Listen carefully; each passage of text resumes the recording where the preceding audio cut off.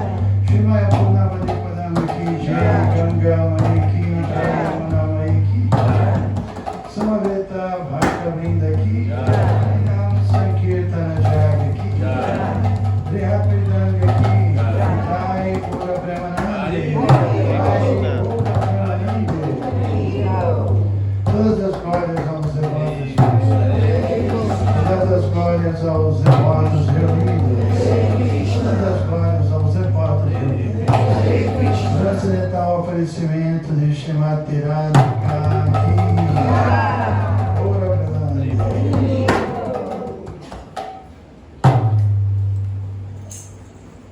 espiritual. Quer dizer, a palavra Dharma tem muitas traduções, né? Mas nesse contexto, Yuga Dharma significa um processo específico para cada era. Porque cada era existe uma atmosfera específica, né? Um nível de consciência e certas circunstâncias favorecem ou desfavorecem outros processos. Por exemplo, nessa era, o ambiente, né, da Terra está sob influência muito forte do modo da paixão, do modo da ignorância. Então, por exemplo, a prática de meditação, que o próprio Krishna apresentou também no capítulo 6 da Bhagavad Gita, e a Ajuda rejeitou, não é? É um processo que para essa era não funciona, porque o nosso poder de concentração é muito pequeno. Nós somos muito pouco introspectivos, né? Nossa mente, infelizmente, em negrito, ela é muito agitada, né? Porque tem muitas informações. A gente recebe, os nossos sentidos são o tempo todo estimulados com coisas que não dizem respeito ao significado da vida humana, ao despertar, pelo contrário, né? São informações muito desfavoráveis que se alojam, e cada vez mais, né? Porque a gente tem visto, né? O advento da internet foi algo muito forte. Quem viu a mudança, como os mais coroas como eu, viram, né? Então é uma coisa que foi um bombardeio, e agora ainda tem a inteligência artificial. O que mais vem por aí, né? E ninguém foi treinado para filtrar, para selecionar, para saber o que isso... Ninguém, nada, né? Infelizmente a civilização moderna gira em torno de uma ideia falsa de que nós somos o corpo, essa vida é tudo, salve-se quem puder, vamos desfrutar ao máximo, porque daqui a pouco tudo vai acabar. Então, na mesma proporção que a gente está identificado com o corpo e acreditando que essa vida é a única, nessa mesma proporção fica difícil a gente estabelecer uma meta da vida significativa, interessante, né? A meta fica algo muito, assim, muito sem sentido, porque, como o Prabhupada dizia, quando você está identificado com esse corpo, você gira em torno de 4 coisas: comer, dormir, se defender e acasalar, né? São as demandas corpóreas, que é uma condição de vida, na verdade, não humana, porque o ser humano tem que ir além disso. Obviamente, isso todo mundo faz também, todo mundo come, temos um banquete aí nos aguardando, todo mundo dorme, etc. E o etc. também todo mundo faz, né? Só que o ser humano tem que ir além disso. O verdadeiro ser humano, me lembro, né? Eu migrei para o Espiritismo uma época, e eu me lembro que isso era um ponto que a gente aprendia, né? Que o ser humano não cai mais, né? Não volta mais para as formas inferiores, uma vez tendo atingido a forma humana. Mas não é isso que a Escritura diz. Depende do modo da natureza que você se encontrar, né? Então, quando realmente a pessoa desenvolveu consciência humana, ele não cai mais.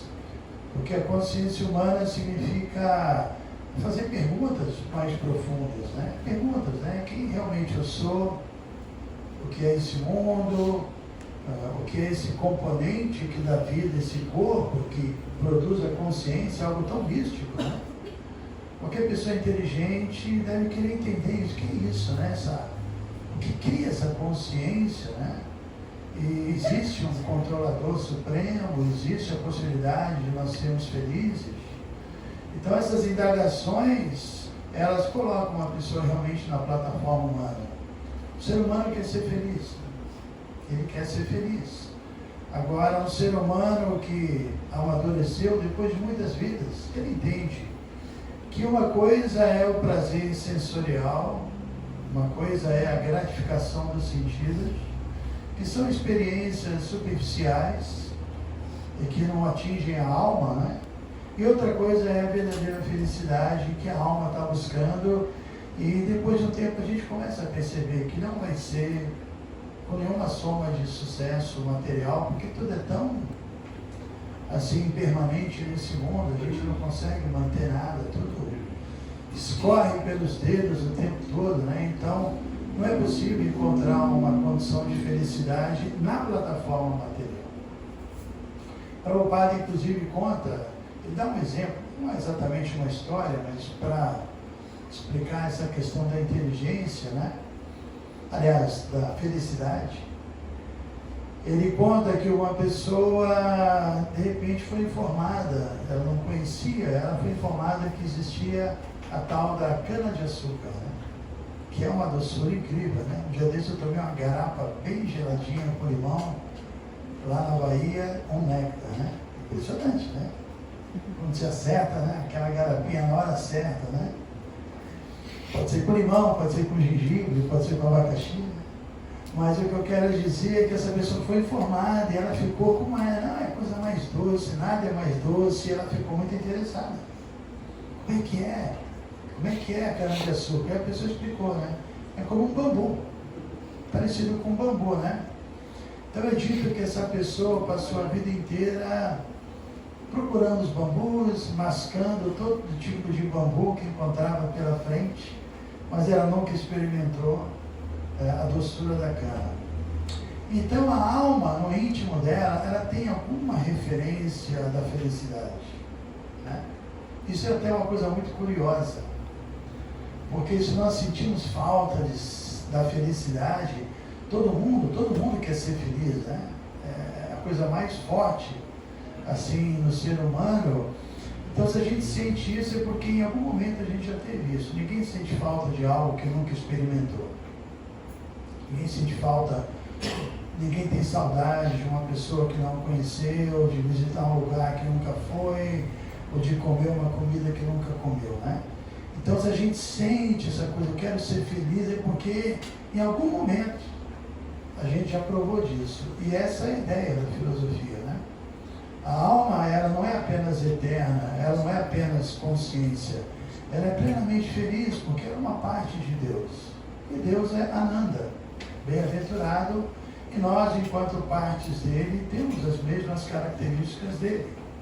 Só que, para nos mantermos experimentando não só a felicidade, mas a consciência plena e a eternidade, a gente tem que manter a nossa conexão com ele, né? Simples, né? Essa explicação é muito clara. E quando você se desconecta, você perde esses atributos, né? Então a felicidade é isso. A gente tem uma ideia, fala-se muito da felicidade, há muito propaganda sobre isso, mas como ninguém tem ideia do que seja, a gente passa a vida inteira procurando felicidade onde não existe, né? Na sociedade, amizade e amor materiais, que são totalmente ilusórios, são reflexos da realidade espiritual, né? Não somos contra a sociedade, amizade e amor, mas nós já estamos nesse mundo há milhões de vidas, já participamos de muitas sociedades, tivemos muitos amigos e amores, e a gente não tem nem ideia onde eles estão agora, o que aconteceu, o que deixou de acontecer, não é? Então, queremos o amor verdadeiro, a sociedade verdadeira, queremos a amizade verdadeira, e para isso nós temos que ser verdadeiros, né? E ser verdadeiro significa despertar nosso eu verdadeiro, que não é esse. Esse é apenas uma cobertura da alma. É apenas uma roupagem. Então, como eu dizia, Prabhupada contava essa história para dizer que felicidade é algo completamente espiritual. Quando a experiência é material, o nome disso é gratificação dos sentidos, é gozo dos sentidos, e isso nos desvia, de fato, né, da espiritualidade. Agora, dentro do processo da consciência de Krishna, as duas coisas acontecem. A gente também gratifica os sentidos. Isso também deixa, na Bhagavad Gita, isso é muito claro. É explicado que a alma corporificada, porque nós estamos dentro de um corpo, então o corpo ele também exige uma quantidade de prazer para ele ficar tranquilo. O problema é quando a gente busca um prazer de uma forma mundana, egoísta, sem compreender que por trás de qualquer experiência existe, né? A presença de Deus, né? Eu até comentei que eu tive em Salvador agora, então você vê lá, tem praias incríveis, né?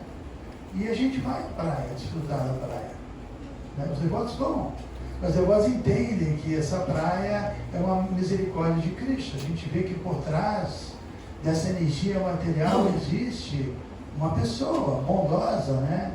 Que providenciou já a nossa cota de prazer. Não precisamos só buscar prazer, né? O prazer já está aí, ele já existe, o prazer natural é muito bem-vindo. Isso para manter a nossa mente tranquila e pacífica e então buscar a vida espiritual. Então, dentro do processo de Bhakti Yoga, nós usamos os sentidos para tentar nos conectar com Krishna, e o prazer vem. Inclusive, mesmo dentro da consciência de Krishna, se a gente está tentando cantar Hare Krishna, tomar praçada e adorar as deidades, buscando prazer, essa atitude é equivocada e a gente vai ter problema na vida espiritual. A ideia é servir a Deus. Aí o prazer vem. Aí você tem direito a ele, né? Então, por isso que o gozo dos sentidos, como meta, realmente ele nos desvia. E uma pessoa inteligente, ele não busca isso. Inclusive tem um verso no capítulo 5 da Bhagavad Gita, que é um verso muito bom, que Krishna define o que é uma pessoa inteligente. Na verdade, tem uma sequência de versos que ele fala sobre isso, mas eu me lembrei especificamente de um, que ele fala sobre o Buddha, né? Porque existe Buddhi, que é a inteligência, e Buddha significa uma pessoa iluminada, porque a inteligência, ou seja, é luz, né? A luz do conhecimento. Então esse verso diz: Jehi sansparsajya bhoga dukkha yanaya evate adyantavanta kanteana teshu ravate Buddha. Que uma pessoa inteligente, nateshu ravate, não está buscando um prazer que dependa do contato dos sentidos com os objetos dos sentidos. Porque ele entende que adyantavanta, isso tem um começo e tem um fim. Não é algo permanente, né? E por isso, dukkha yanaya, isso é uma fonte de ansiedade. Ansiedade para buscar e para obter esse prazer, e ansiedade para manter, e a gente não consegue. As experiências, né? Elas não são permanentes. Agora existe um prazer que é permanente, que você não depende de fatores externos, é um prazer interior, é um prazer interno, é um prazer de você realmente estar sentindo que você está no caminho certo, que você está praticando o processo, que você está sentindo esse despertar, e a verdadeira felicidade, ela é essa sensação de despertamento. Pô, eu estou despertando, você fica feliz, sentindo que, poxa, eu estou progredindo. Não é que agora, no final de semana, eu vou curtir uma festa, depois vou ficar deprimido e frustrado de novo, né? E vou ficar nessa dualidade. Não, é algo constante. Agora, filosoficamente falando, também é explicado que essa felicidade espiritual que o processo da consciência de Krishna está oferecendo depende de austeridade. Austeridade, né? Se a gente simplesmente seguir os impulsos dos sentidos e da mente, não vai dar certo. Né? O Vishabhadeva, que é um grande avatar, um Jnana avatar, um avatar de Krishna que veio justamente apresentar a filosofia, ele fala: Tapodivyam putraka yena satan shuddhyasmat brahma shokya tumananta. Brahma sukha significa felicidade espiritual. Ele fala que Tapodivyam, se você faz austeridade, não estou dizendo assim uma vida de privação, não é nada disso. Austeridade significa colocar em prática esse conhecimento. É agradável, inclusive, né? Prabhupada dava esse exemplo, ele falava sobre dançar. Dançar é muito agradável. Mas se uma pessoa tem uma ferida no pé, né? Uma infecção na perna, a mesma atividade de dançar se torna horrível, né? Mas dançar é legal. Então a austeridade pode ser que no início a gente não tenha assim uma experiência prazerosa de acordar tão cedo e desligar o celular e a televisão cedo, e dormir cedo, e cantar japa, e a mente foge, mas você coloca a mente lá e vamos cantar. Ah, mas eu não. Sabe, você, né? É uma disciplina. Pode ser que no começo a gente não sinta isso porque a gente tem uma infecção, né, na nossa consciência. Mas depois de um tempo você começa a desfrutar, mesmo a atividade que era dolorosa, se torna muito agradável. Outro exemplo que é dado no Padeshamrita, que é um livro importantíssimo, que é o Néctar da Instrução, é o exemplo de uma pessoa que está cometida de icterícia. Certo, Vaishnava? Que é uma doença que dá bilis, né? É um problema, e a pessoa, tudo é amargo para ela, mesmo o açúcar da cana, que a gente já falou que é a coisa mais doce, é amargo, né? Só que o açúcar da cana é o remédio para esse problema. Então no começo ela come, é amargo, mas à medida que ela vai comendo, ela vai se curando e vai recuperando a experiência do sabor, e vai sentindo néctar, né? Então, por incrível que pareça, nós estamos tão caídos que tem dia que a japa não é agradável. Cantar Hare Krishna, parar com tudo e botar a mente ali no trilho do Mahamantra, tem dias que não é agradável, né? Mas se você leva a sério esse processo, austeridade. Austeridade significa aceitar algum inconveniente, algum incômodo, em prol de um resultado espiritual, né? Inclusive, Prabhupada fala que a única maneira de nós nos afastarmos dos maus hábitos é através da austeridade, não tem outro jeito. Se você não faz austeridade e tem mau hábito, como é que você vai se livrar? Né? Você tem que fazer alguma austeridade, não tem jeito. Por isso, o Shabadeva diz Tapodivyan, que é a austeridade divina, porque tem austeridade no modo da ignorância, né? No modo da paixão, no modo da bondade. E tem a Tapodivyan, a austeridade transcendental. Então ele diz, Tapodivyan Putraka, Putraka significa meus queridos filhos, porque ele está conversando com seus filhos. Né? É aquela que Yena Sattvam Shuddhet, através da qual Sattva, o coração, Shuddhet, se limpa, se purifica. E Asmato, como resultado, Brahma Shokya. A pessoa começa a provar e tem experiência da felicidade espiritual, que é Ananta, não tem limite, é infindável. Imagine, né, quando a gente chega nesse ponto de ter essa experiência, desse prazer, a gente consegue se fixar nisso. Isso é avanço espiritual, né? Então você se mantém numa plataforma feliz. Você se mantém feliz. Prabhupada dizia, né? Cante Hare Krishna e seja feliz. Lógico que entre o cante Hare Krishna seja feliz, tem um monte de coisa. Cante Hare Krishna, passa por um monte de coisa e seja feliz. Mas também uma maneira de interpretar essa frase de Prabhupada, cante Hare Krishna, seja feliz cantando Hare Krishna. Busca a felicidade no santo nome de Krishna. Não sai procurando felicidade onde não existe. Né? Porque vou ler direto a tradução. As aventuras amorosas de Radha e Krishna são manifestações transcendentais da potência interna outorgante de prazer do Senhor. Embora Radha e Krishna sejam iguais em sua identidade, eles separaram-se eternamente.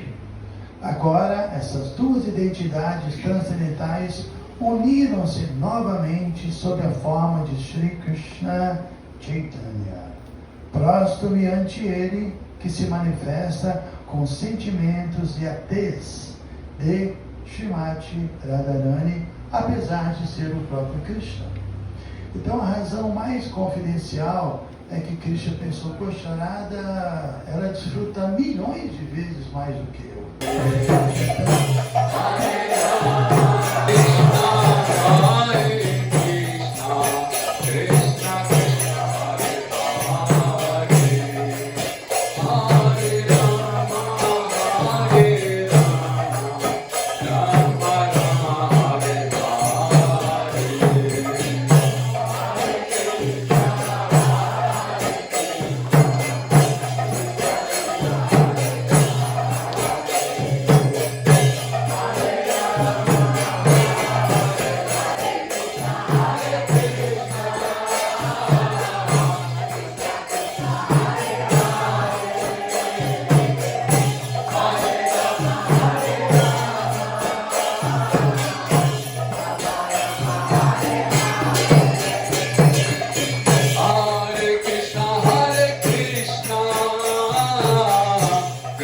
Krishna Hare